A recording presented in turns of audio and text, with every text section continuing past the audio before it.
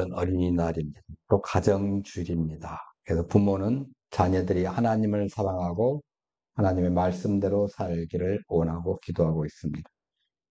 그리고 또 학교, 사회, 직장들 여기서도 인정받고 성장 발전하며 살아가기를 원합니다. 각계에서 지지와 격려를 받고 살아가게 되기를 원합니다. 근데 오늘날 우리 사회에 부정적인 현상 가운데 하나가 집단 따돌림입니다. 예전에 왕따라고 그랬죠. 사회적 무리를 많이 일으키고 있습니다. 네, 이건 어린 자녀들만의 문제가 아닙니다. 장수 시대를 사는 요즘에 가족 구성원 모두가 성장 발전해야 되는데 직장과 사회, 학교와 사회에서 따돌림 당하는 문제로 힘들어하는 사람들이 의외로 많습니다. 그게 지금만 있었느냐? 그게 아니에요. 요즘 세대만 있었느냐? 2000년 전에도 있었습니다. 사실 알고 보면 예수님도 따돌림을 정말 많이 당하신 분입니다. 아마 제가 이 성경을 읽어보니까 정말 왕따를 예수님만큼 당하신 분이 과연 있을까 할 정도예요.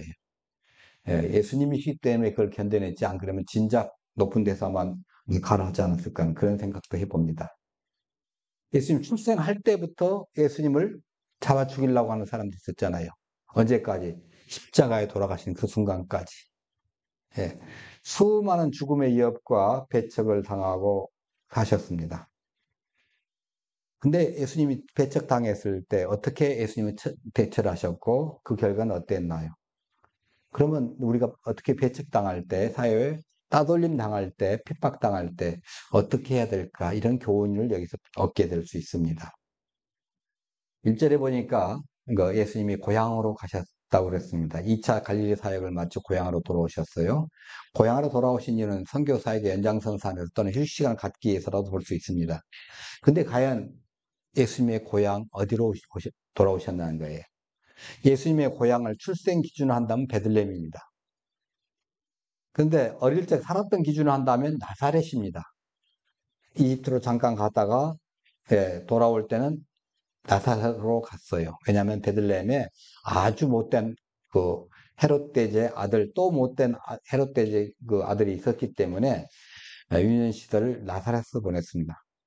그런 성장에서는 가버나움에 살면서 목수 활동도 하시고 또 공생애를 하는 그때 사역의 중심지로 본고지로 삼으셨어요.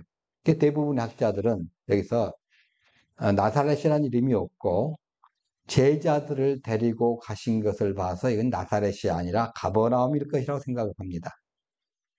자, 일단 가버나움으로 생각을 한번 해보십시다. 회당을 이제 통해서 선교하는데 아주 예수님이 익숙해지셨어요. 왜냐하면 당시에 회당장이 랍비가 오면, 안식일에 랍비가 오면 그 랍비에게 먼저 성경을 강해할 수 있는 우선권을 줍니다. 그 권리를 줘요. 이건 누구 권한이냐면 해당장이 주는 거예요. 예수님이 이 기회를 잘 이용했습니다. 사도 바울도 이용을 많이 했죠. 선교 활동을 잘했습니다. 근데 이 해당에 들어가셔서 메시아 되신 예수님께서 이사야 61장 1절 1절 읽으셨어요. 그게 메시아 시대의 그 특징을 가리킨 거예요. 우리가 여러 번 읽었지만 한번 같이 읽어봅니다. 주 여호와의 영이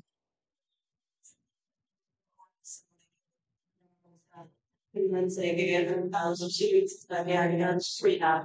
나를 위해서 마음을 이상한 자를 붙이며 오래된 자에게 진자에게 유익을 섞어 여호와의 영과 우리 하나님의 복의 나라를 선포하며 모든 슬픈 자를 위로하며. 네. 이게 메시아 시대의 특징이에요. 예. 근데 이걸 놓고 이제 읽으시고 설교를 하셨을 거란 말이에요.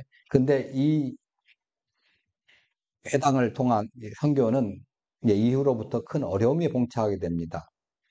왜냐하면 본문의 해당 설교에 해당에 이제 있는 사람들은 그 예수님의 가르침에 큰 충격을 받았습니다. 그래서 사람들이 이렇게 얘기를 합니다.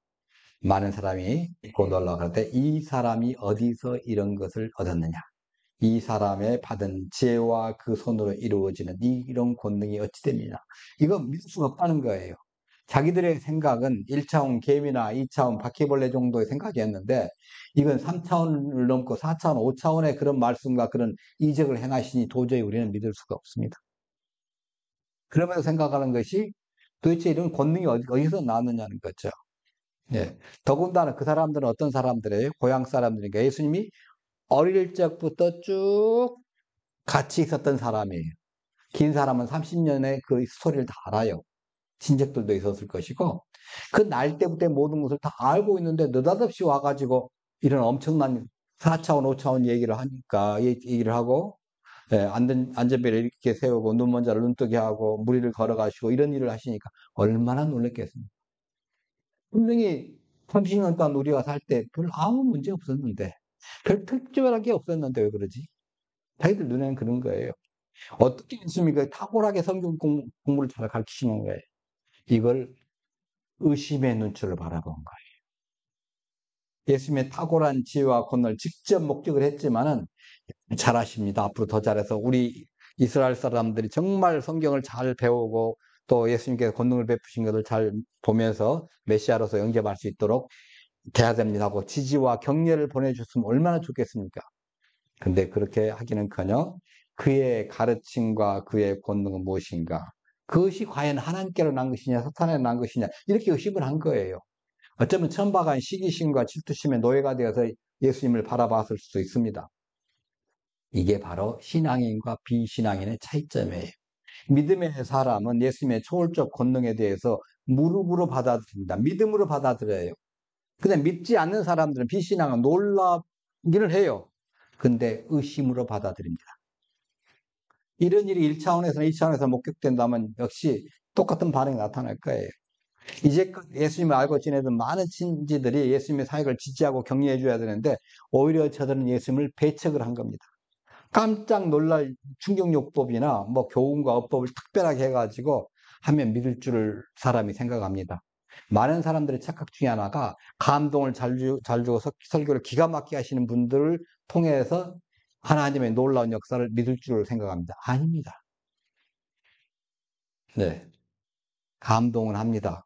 그러면서 야, 훌륭한 말씀이야. 정말 맞아. 근데 그러면 그 설교를 피상적으로 듣는 거예요. 예.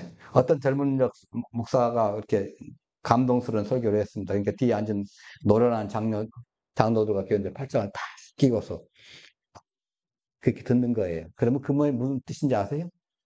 그만하고 내려가시죠. 그런 뜻이에요. 저는 그렇게 받아들여요. 당신 말 옳은 건 맞는데 그 말 뭐예요? 나는 내 마음을 안 열겠습니다 소리예요. 그 설교를 듣고서 그 사람 참 유망하구만 그렇게 생각하면 안 됩니다. 저분을 통해서 하나님이 내게 말씀하신다고 받아들여야 되는 거예요. 지금 여러분이 앉아있으면서 저 별 볼 일 없는 사람이지만 이 시간에는 많은 강단에 서 있는 목회자를 통해서 하나님이 나에게 말씀하신다고 받아들여야 여러분에게 은혜가 되는 것이죠. 근데 그 하나님의 말씀을 안 듣고 비판만 한다면 안타까운 일입니다. 예. 가르침을 받고서 놀라운 사람들은 예루살렘에 가서 공부하고 왔는가? 요즘 말하면 계룡산 가서 한 10년 도 닦고 왔는가? 그렇게 생각할 거예요. 네, 여러분, 지혜로운 사람은요, 모든 사람을 또 배웁니다. 저는 어린아이한테도 배우고요, 심지어는 원수들한테도 배웁니다. 여러분 어떻습니까? 내가 가진 편견, 내가 가진 고정관념, 내가 가진 지식 가지고 그걸로 모든 것이 다 끝났다고, 다른 것을 없다고 생각하십니까? 이것을 다 깨트리고라도 더 알아보려고 노력하십니까? 그럼 저는 가끔 가다가 이렇게 그런 질문을 많이 받아요. 요즘에 나이가 들면 나이살이 많이 차지 않습니까? 여러분 건강관리 참 잘하시는 분인데 제가 아는 몇몇 사람은 그냥 이렇게 D라인이 돼가신 분이 몇 분 계셔요. 그분들은 저를 만날 때마다 신목사님 어떻게 건강관리 하시나요? 그러면 저는 그때마다 채소과일, 생채식하고 뭐 조깅하고 맨땅 걷기 이런 것들을 알려드립니다. 많이 수분 가고 그래야 되겠구만. 받아들여요. 근데 자기가 가진 지식, 이거 하다가 맨땅 걷기 하다가 파상풍 걸리는 거 아니야?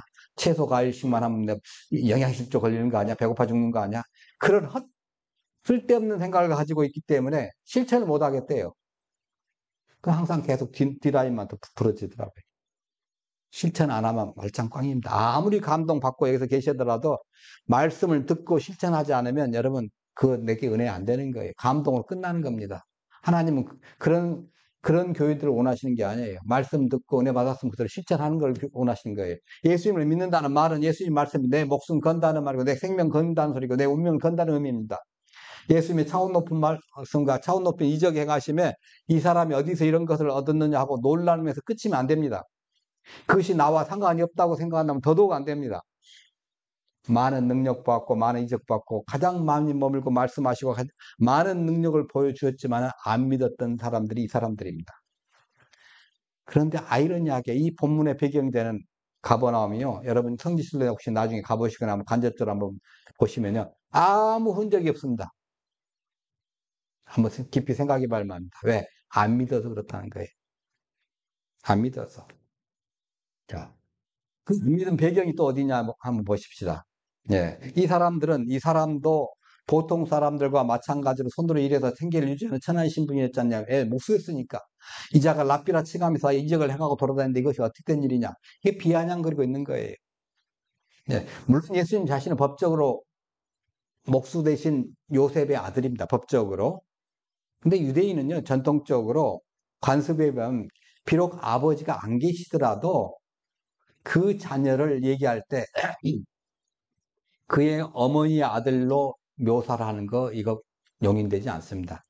즉 말하자면 마리아의 아들이라고 부르는 것은 당시에 아버지의 아들 요셉의 아들이 아닌 어머니 그 아들로 표시하는 것은 사생아다 이렇게 얘기하는 것과 똑같아요. 아버지 모르는 사람이다 이거. 예. 물론 당시 나사렛 사람들은 마리아가 처녀의 몸으로 동정녀 잉태해가지고 예수님 나왔다는 사실 알고 있습니다. 친지들은. 네.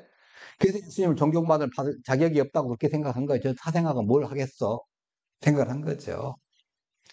그래서 비록 예수님의 설교가 대단하시고 그 가르침이 뛰어나고 이적 행하심이 3차원, 4차원, 5차원의 그런 역할을 이적과 권능을 베푸시더라도 놀랍더라 하더라도 예수님을 용납하지 못했어요. 그 받아들일 수가 없는 거예요. 지지와 격려를 하지 않은 거예요.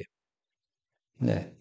특별히 그들의 말투를 보시면요. 뭔마 아니냐, 뭔마 아니냐, 뭔마 아니냐, 이렇게 볼 때요. 고의적이고도 맹목적이고 그리고 천박한 시기심에 따라서 예수님의 존재 가치를 푹 떨어뜨린 거예요. 여러분 알지도 못하고 그냥 저거 기분 나쁘니까 아니야 하고 딱 잘라버릴 때 혹시 그런 실수를 하신 적 있습니까? 절대 그러시면 안 됩니다. 모르면 그냥 내가 모른다 해야지 다른 사람이 있을 거야. 저거 별거 아니야. 그러면 나도 같이 그냥 잘 모르면서 별거 아니야. 그러면 안 된다는 거예요. 이 사람은 무슨 목적이 있어서 그렇게 할지 모르지만 나는 하나님 믿는 사람들이 저 사람 말 듣고 나도 절 모르면서 별거 아니야. 그렇게 하면 안 된다는 거예요. 근데 여기는 전부 지금 그러고 있는 거예요. 예. 자, 그러면서 이제 거기에 가족들을 또 들먹이는 거예요. 예수님의 친형제와 자매들, 예수님의 동생들 있잖아요. 네. 예수님의 동정녀 잉태 하시고 출산 후에 예수님의 어머니 마리아와 요셉 사이에서 출생한 예수님의 친동생들이에요. 자, 근데 거기에 야고보와 요셉과 유다와 시몬의 형제가 아니냐. 그 누이들이니까 누이들이 둘 이상이 될 거예요. 두 명인지 세 명인지 네 명인지 우리는 몰라요. 네. 그러니까 최소한 사남 인연은 돼요. 최소한. 예, 예수님까지 하면 오남 인연이겠죠. 자, 여기서 이제, 근데 이런 것 때문에 배척한다는 거예요. 예, 이 배척한다는 말은 배척당한다, 누구와 말싸움한다, 누구를 공격한다, 이런 의미를 가지고 있습니다. 그래서 이걸 직역한다면 예수님께 걸려 넘어졌다, 이 소리예요. 그러니까 마치 그물에 걸리듯이 예수님에 인해서 걸려 넘어졌다는 거예요. 예수님을 제대로 보지를 못했어요. 예수님이 하나님이시고 성육시가 하신 그 하나님이신 걸 제대로 깨닫지를 못한 거예요. 인식하지 못한 거예요. 실상을 파악하지 못하고 예수님을 믿지 못하기 때문에 결국 그분을 통해서 실족하고 또한 그분을 배척한 겁니다. 야, 어떤 목사님이 어떤 책을 읽고 그 일부를 설교 소재로 사용을 했습니다. 근데 그 책을 읽은 어떤 성도가 딱 앉아있는데 끝나고 나서 그런 거예요. 목사님, 이 책 보고 말씀하셨죠? 그런데 말씀하시는 가운데 연도가 틀렸네요. 이렇게 지적하고 끝난다면 얼마나 불쌍한 성도입니까? 그렇잖아요. 지금 그 연도가 문제가 아니잖아요. 그 속에서 우러나오는 하나님의 말씀을 지금 우리가 받아야 되는데, 예, 설교를 듣고 은혜를 받아야 하는데 그 교회는 비판만 하고 있는 거예요. 누가 손해죠? 목사님이 손해가요? 성도님이 손해가요? 예. 지금 오늘 본문에 보시면, 그래서 예수님께서 지금 어떻게 반응하신가 보십시다. 선지자가 자기 고향과 자기 친척과 자기 집에서는 존경을 받지 않음이 없느니라. 이런 경우가 당시에 유행을 했습니다. 그러니까 고향 사람들의 배척에 대해서는 이렇게 반응한 겁니다. 이 예수님의 고향 사람, 예수님의 그 삼일째 되신 하나님, 성육신하신 하나님, 우리의 죄를 다 대속하러 이 땅에 오신 하나님, 이걸 이해하지 못했습니다. 하기야 그럴 수 있죠. 제자들도 좀 아리까리 좀 했으니까 어디가 있겠습니까? 심지어는 그래도 제자들은 이적과 말씀을 듣고 이거 메시아구나, 하나님 아들이구나 인정했잖아요. 근데 이 사람들은 그럼에도 불구하고 그것을 거부하고 받아들이지 않고 배척을 한 거예요. 네. 예수님이나 예수님의 가족들이 자기나 자기들의 가족들과 별반 다른 게 없다. 네. 별 볼 일 없잖아, 저 집에. 저 집에 저 아버지도 모르는 거 아니야, 저 큰아들은. 그렇게 생각을 하고 했어요. 결국 예수님을 지지하지 않고 배척을 한 거죠. 네. 심지어는 가족들도 한번 보십시다. 가족들조차도 믿지 않는 상태예요. 가족들로부터 지지와 격려를 받지 못해서 얘 얼마나 슬픕니까? 사람들이 성장해서 발전하고 사회에서 잘 되려면 가족들이 지지하고 격려해 줘야 하잖아요. 예. 남편은 부인의 지지와 격려가 필요하죠. 그래서 직장에서 잘하죠. 남편은 또 아내는 또 남편의 지지와 격려가 필요하고 또 가족들 모두가 그렇습니다. 서로 간에. 예. 근데 이걸 받지 못하면 얼마나 힘들어요. 나 혼자 있는 것 같은 그런 기분이 있죠.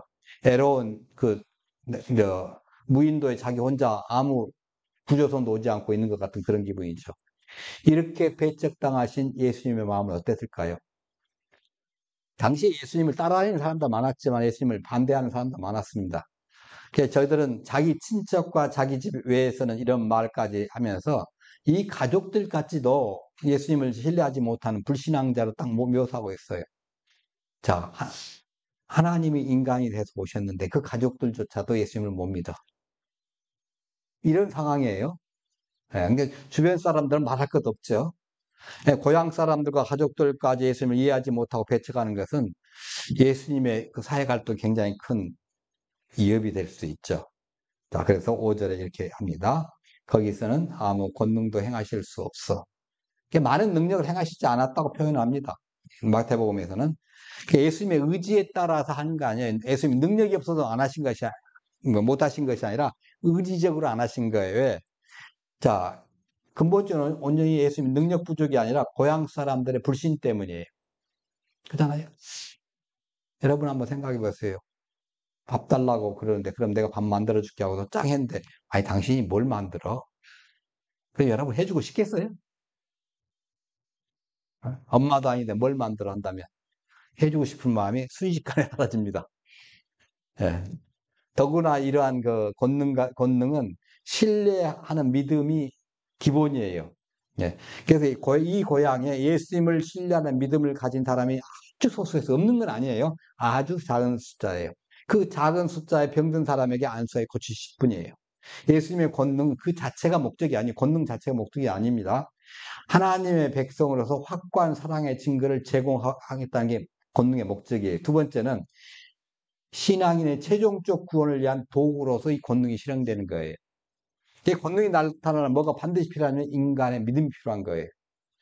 결국 예수님께서 권능을 베푸실 만한 구속론적인 근거를 이제 스스로 거부를 해본 거예요, 이 사람들이. 야, 이거 뭐, 네가 별 볼 일 있어? 그 사생자의 아들이 사생한 주제에 이렇게 거부해 버리니까 어떤 은혜도 받을 수가 없는 겁니다. 예. 자, 그래서 이제 그 결과가 그랬습니다. 고향과 자기 집이라는 예수님의 친근한 이 의미와 기대. 사실은 고향에 내려갔다, 자기 집에 갔다, 본가에 갔다, 그건 뭐예요? 내 마음과 몸을 좀 편하게 쉴 수가 있겠다. 이런 생각을 가지고 가실 수도 있잖아요. 근데 거기 가서 당한 건 뭐예요? 배척이에요. 뭐 쳤다이가 있느냐? 놀라긴 하는데, 요즘 말하자면, 대통령이나 장관감이 되는데도 불구하고 별 볼 일이 없잖아, 너. 전혀 지지도 안 해주고 격려도 안 해주는 거예요. 예. 예수님의 기대는 안전히 빗나간 겁니다. 전혀, 근데 마태복음 8장에 이런 기절 나오죠. 노마 백부장은 믿음이 어떻다고 그랬어요? 예, 좋았죠. 말씀만 하셔도 됩니다. 오시지 않아도 됩니다. 그 믿음을 보고 이스라엘에 이만한 믿음이 없다고 하셨어요. 경탄하셨습니다. 예. 자, 이것과 백부장의 사건과 여기에 본문과 완전히 대비지 않습니까? 그 백부장은 말씀만으로 해주십시오. 아직 일어난 것도 아니에요. 근데 말씀만 해주면 다 될 줄로 믿었어요. 근데 여기는 실제 일어나도 안 믿어. 얼마나 답답하시겠습니까? 여러분이 한번 입장 한번 생각해 보세요. 예수님 입장에 두 경우를 보면 어떤 입장이세요? 네. 그래서 백부장 사건이나 지금 이 사건이나 공통점이 하나 있다면 그 끝난 다음에 유대인들보다는 이방인 쪽으로 복음의 문이 이렇게 살짝 바뀌어졌다는 거예요. 그래서 성공적인 역사를 위해서는 전폭적인 신뢰와 믿음이 필요합니다. 우리 자녀들, 어린 자녀들이 잘 크기 위해서, 또 우리의 청년들이 이 사회에 필요한 인재들이 되고 이 나라의 이민족이 없어서는 귀한 인재들이 되기 위해서는 저와 여러분 또한 가족들 간의 모든 전폭적인 격려와 지지가 필요해요. 지금 볼 때는 별별 없이 보일 수 있어요. 그러나 미래는 하나님 어떻게 쓰실지도 모르는 거예요. 예. 주변 사랑과 지지와 격려, 기도가 필요한 거예요. 근데 예수님은 배척당하신 거예요. 얼마나 힘드시겠어요. 자, 그러면 사역을 중단해야 할까요? 사방으로 배척을 받고 막 우겨싸움을 받으면 사역을 포기하고 그만 하나님 나 못하겠습니다. 주저앉아야 할까요? 아닙니다. 모두가 배척하면 다른 곳으로, 열린 곳으로, 맡겼으면 열린 곳으로 옮겨서 계속하면 됩니다. 예. 사방에서 우겨싸움을 당해도 하늘은 뚫려 있습니다. 결코 포기하면 안 됩니다. 예. 한두 번 안 된다고 안 들었다고 포기하면 안 돼요. 포기하지 마세요. 예. 자, 고향에서 배척을 당하신 예수님, 다시 전도여행을 떠나십니다. 그리고 예수님은 두루두루 다니시면서 가르치는 사역을 계속 진행했습니다. 종교 지도자를 그 과정에서 종교 지도자들, 바리새인, 그 사두개인, 할 것 율법사들, 뭐 제사장들에게 핍박과 박해를 받았죠. 고향 사람들에게도 핍박받고 박해받았죠. 가족들조차도 불신당했죠. 그럼에도 불구하고 지속적으로 가르치셨어요. 열린 쪽으로 가가지고. 예. 그러면서 이때부터 제자 훈련에 막 박차를 강하십니다. 십자가의 순환에서 알려주십니다. 그렇게 배척을 당하시면서 사역을 포기하지 않는 결과 그럼 어떻게 됐느냐? 오늘 본문에 나온 건 아니지만 성경 전체를 볼 때는 예수님은 전 인류를 위한 십자가의 대속을 완성하셨어요. 이것이 내 것으로 받아들였다면 구원받은 거예요. 예수님 내 죄를 위해서 대신 죽으시고 나를 의롭게 하기 위해서 대신 살아나셨다, 부활하셨다. 이것만 믿어지면 여러분은 구원받은 거예요. 중요한 거 이겁니다. 영접 기도를 그렇게 많이 해도 안 될 수 있어요. 중요한 거 이거예요. 김 집사님 꼭 어머니께 물어보세요. 십자가에 대속하신 믿어지십니까? 예수님 내 대신 돌아가신 것을 믿어지십니까? 이게 믿어지는 게 문제예요. 내가 믿겠다는 억지가 아니 의지가 아니라 믿어지느냐는 거예요. 그게 중요한 겁니다. 자, 그리고 예수님을 믿지 않는 가족들 결국 어떻게 됐는지 우리 한번 보십시다. 얼마나 충성스럽고 믿음의 사람이 됐는가. 예수님의 바로 밑에 동생이 여겨지는 야고보. 이 야고보는 초대교회 지대한 역할을 한 사람이에요. 예루살렘의 그 교회 지도자가 됐어요. 이렇게 사도행전에 보면 그 야고보와 형제들에게 이 말을 전하라 하면서 이 12장, 15장 뭐 이렇게 그 21장 보면 야고보 초대교회 지도자로서 야고보가 나옵니다. 예, 대단한 사람이에요. 네. 그 더군다나 또 사도 바울이 부활을 증거할 때 야고보에게 보셨으며 특별히 이 얘기를 한 거예요. 네. 그러면서 이제 이 갈라디아서 2장 9절은 또 기둥같이 여기는 야고보와 얘기합니다. 누구예요? 이 야고보는 12제자 중에 하나가 아니라 예수님의 동생이에요. 평상시에는 믿지도 않고 형 왜 그래? 그랬던 사람이에요. 형 왜 그래? 좀 미치지 않았어? 좀 요즘 이상한 것 같아. 걱정하고 막 그랬어요. 근데 그 동생이 이렇게 초대교회 기둥이 된 거예요. 예. 얼마나 큰가. 예쁘지 겁니다. 쭉 계속 하시니까. 예. 그리고 야고보서를 기록한 제자가 된 거죠. 예. 야고보서 1장 1절에 보면 하나님과 주 예수 그리스도의 종 야고보는 돼요. 예전에는 예수님이 부활하시고 승천하기 전에 이 사람은 저 예수의 동생이라 생각을 했어요. 근데 부활하고 승천한 다음에부터는 나는 종이다 생각. 그분 우리 가정을 빌어서 이 땅에 오신 하나님이라고 받아들인 거예요. 완전히 바꾼 거예요. 자기의 포지션을. 요즘 말하면 뭐 스탠스라고 그러더라고요. 이걸 바꾼 거예요. 예. 예전에는 자기가 형, 동생 관계인데 지금은 저분은 하나님이고 나는 죄에 빠진 인간인데 주님이 구원하셨다. 이렇게 본 거예요. 예, 또 유다. 유다도 공동소신 가운데 유다서의 제자로 알려져 있습니다. 예. 이쯤 되면 성공한 거 아닙니까? 이 사람들이 순교를 하고 할 만큼 주님의 말씀을 전파하고 하나님의 백성들에게 복음을 전하고 또 가르치기도 했지 않습니까? 예. 요셉과 시몬, 그리고 기타 자매들에 대해서는 뭐 성경에 알려진 바는 없지만은 예수님의 부활 승천 이후에 초대교회 성장의 밑거름이 된 건 분명합니다. 사도행 1장 14절 같이 한번 봅니다.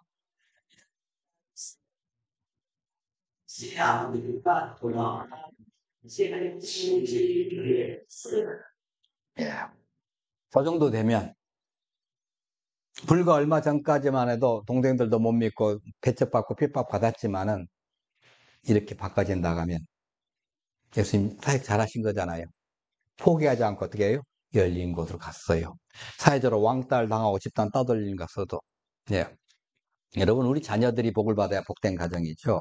그런데 또 평균 수명이 길어지다 보니까 100세 시대다 보니까 요즘에는 뭐 98세 어머니 밑에 어머니한테 잔소리 듣는 70대 아들. 뭐 이렇게 됩니다. 예. 좀, 그래서 어머니 잔소리가 싫다고 막 상담하러 오신 분도 계셔요. 근데 모두가 잘 돼야 돼요. 그러려면 가족 간 서로 지지하고 격려하고 또 기도해주고 사랑해주는 게 필요해요. 그래야 이 험한 세상을 살아낼 수가 있어요. 그렇지 않으면 힘들어요. 너무너무 힘들어요. 만일 제가 이런 말씀하고 설교를 드리는데 여러분 그 중에 혹시 자기 집이나 자기 집도 제대로 못 챙기면서 누구에게 혼수를 두냐고 생각하신다면 손해는 누가 보는 겁니까? 제가 보는 건가요? 예, 이렇게 생각하시는 분이 부는 겁니다. 부모가 누구냐, 고향이 어디냐, 어느 학교 출신이냐, 뭘 배웠느냐, 이게 중요한 게 아닙니다. 지금 하나님이 저분 통해서 말씀하시다고 생각한다면, 그걸 나에게 주신 말씀을 받아 듣고 실천하는 거예요. 그래야 은혜가 되고 복된 것입니다. 예. 만일, 뭐, 고향이 어디냐, 뭐, 출신 학교가 누구냐, 이런 걸 따진다고 하면, 이 선지자의 고향 같은 마음이에요, 그 사람들은. 그 사람들은 중요한 것은 모르고 중요하지 않는 것만 잘 알고 있어요. 예. 그래서 오히려 올바른 판단하는 데는 방해가 됩니다. 차라리 그런 것은 모르는 것이 낫습니다. 필요 없는 지식이 새로운 신앙을 받아들이는 데는 방해가 된 거예요. 예. 여러분, 충격적으로 놀랄 만한 일을 보았더라. 또 이게 반복되면 상식으로 이제 받아들이잖아요. 근데 거기서 끝나면 성장 발전이 없는 거예요. 충격적으로 놀랄 일을 봤다면 하나님이 하신 일이다 생각하고 깊이 따져보고 하나님이 하신 거라면 인정하고 하나님의 역사하심을 그러니까 인정하고 믿어야 할 거 아니에요. 예. 예수님께서 가르치시고 복음 전하실 때 고향 사람들은 쓸모없는 지식만 가득해 했어요. 그 사람들이 설령 알고 있는 것들, 그 기존의 지식 잘못되었다면 수정해야죠. 그래서 예수님을 메시아로 받아들여야 했습니다. 예수님의 사역과 그 활동에 지지하고 후원하고 격려하고 했어야 돼요. 야, 우리 고향 사람들인데, 고향 사람이 나서는데, 우리가 안 도와주면 누가 도와주겠냐 하고 후원해줘야죠. 그렇지 않겠습니까? 예. 요즘 뭐 대통령 하나 뽑는데도 몇십 년 전에 그돈 나왔잖아. 우리가 남이가 하고 그랬잖아요. 근데 이 사람들은 자기를 모르는 사람들이에요. 예, 그 원리도 모르는 사람들이에요. 얼마나 지금 애롭겠습니까? 배척당하고. 예수님과 예수님의 어머니와 예수님의 동생들 조금 안다고 하는 지식이 신앙을 저버리게 만든 거예요. 가버나움 사람들. 물론 나사렛 사람들은 똑같습니다. 그와 동시에 거기만 끝나는 게 아니라 일생일대 최고의 축복의 기회를 놓치고 만 거예요. 여러분, 하나님께서 지구상 성경상에서 역사로 보면 6020 지금 3년째거든요. 성경의 역사로 본다면 6023년 동안에 예수님을 직접 만나서 볼 수 있는 시간은 몇 년이었습니까? 33, 길어야 35년 저쪽에. 그 중에서 그 많은 시간 동안 가장 많은 시간 동안 접촉할 수 있는 주변 사람들이 바로 이 고향 사람들 아니에요. 근데 그걸 배척했어. 얼마나 안타까워요. 그때 믿어야 되는데. 예. 예수님을 메시아로 인정하고 예수님의 사역을 지지하고 격려하고 후원했더라면 천국에서 큰 상을 받을 건데 그들은 복받을 길을 발로 차버린 거예요. 얼마나 그 불쌍한 사람들입니까? 그렇잖아요. 예수님의 출생부터 십자가의 순간까지 핍박받고 박해받고 죽을 뻔했고 또 심지어는 마지막에도 그렇게 돌아가셨죠. 가족들조차도 믿지 않았고 그렇지만 예수님은 사명을 포기하지 않았습니다. 지지와 격려를 받지 못해도 핍박과 박해만 잔뜩 받아도 열린 곳으로 갔어요. 계속했습니다. 가족들이 불신해도 아랑곳하지 않고 맡은 사명에 충실했습니다. 결국은 가족조차도 순교를 불쌍하는 제자들이 되고 지지자가 되고 후원자가 됐습니다. 여러분, 우리도 사랑하는 가족들을 격려하고 지지해주는 가정을 이루기를 원하지요. 여러분 그렇죠? 예. 내 동생은 저 못됐으니까 지가 나가서 그냥 어디 교통사고 당해서 죽든지 말든지 해야 되겠다. 이런 생각을 가진 사람은 꿈에도 없습니다. 혹시 계셔요? 그럼 회개하셔야 돼요. 지쳐야 돼. 저 새벽부터 일어나가지고 직장 다가 얼마나 힘들어. 예. 직장에 가면 예수 안 믿는 사람 천지잖아요. 그 사람들 속에서 신앙인으로서 본을 드러내는 게 얼마나 힘들어. 격려하고 후원해주고 난 너를 믿는다 하고 해줘야잖아요. 예. 그리고 네 가정이 잘 되기로 한다 하고 해주고. 이렇게 지지하고 격려해 줄 때 이 사회를 이끌어갈 만한 선한 지도자로 성장하게 되는 겁니다. 혹시라도 우리 자신이 이렇게 사명을 감당하다가 박해받고 핍박한다면 어떻게 해야 되죠? 포기해야 되나요? 아닙니다.